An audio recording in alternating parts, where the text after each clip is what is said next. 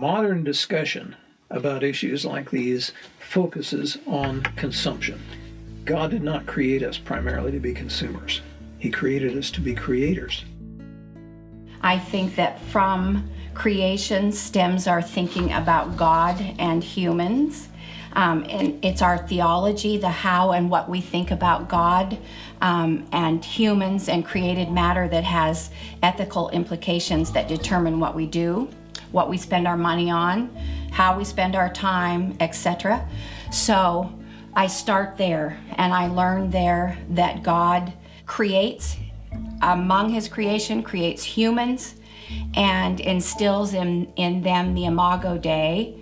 And so if I really believe that all humans have the image of God and bear the image of God and reflect God to the world, then that is a foundational principle that drives even my consumerism.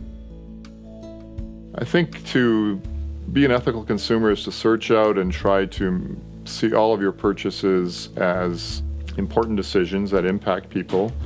And the best way that we can do that is in this society, is to ask questions about where our products come from and who is being helped and who is being affected the most.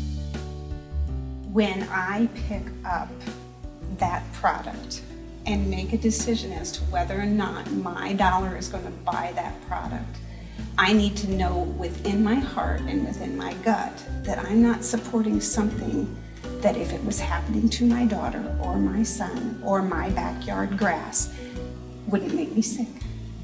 That's where fair trade and ethical purchases hit me.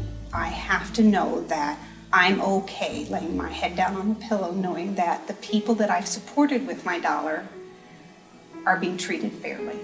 It's just do the next right thing, is all it is.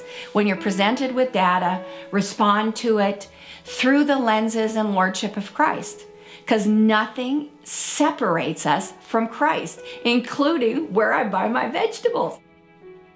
I think the biggest suggestion if you want to start practicing ethical consumerism is awareness, knowledge. Start in a category. Pick something, learn about it. Maybe it's your blue jeans. Are you making sure that your blue jeans cotton is fairly sourced? Are you making sure that the dyes that are creating the blue in your blue jeans are vegetable-based dyes and okay for the environment that they're being used in? Are you making sure that the water that is used in the dyes for the ethical sourcing of your blue jeans is being conserved and reused? Find something to learn about. And that's the biggest step for individuals as well as businesses, is just to know. And then from knowing comes the decision to care and to move forward in making a difference. I don't want to know about human trafficking and bad labor practices and poor supply chains. I don't want to know about that stuff, but I do now. And so now if I have to do something with that. I have to choose to ignore it, which I think harms me in a way. It injures me by not making a good choice in that way. Or I have to choose to do something about it. And there's not a lot I can do all by myself. And so part of the reward is I know that I'm doing the right thing when I make the ethical choice. Your dollar plus my dollar plus the person that you, within your circle of influence, educate, those dollars start to accumulate and grow and snowball, and all of a sudden the conversation is easily picked up by the big marketers. So don't buy into the lie that you don't have the power with even just your $1.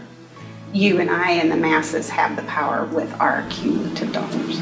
We want people to feel confident that when they come into Plowsharing Crafts that their purchase does make a difference in people's lives, that it does mean that, it means better food on the table, it means a better roof over their heads, it means better access to health care and to schooling, and those are things that I think are really important, and I really feel privileged as a North American to be able to say to others that you can do that in people's lives just by your purchasing habits here, and I think that's a really cool thing. The reward, it's an inherent reward in doing the right thing. the reward is the righteousness, the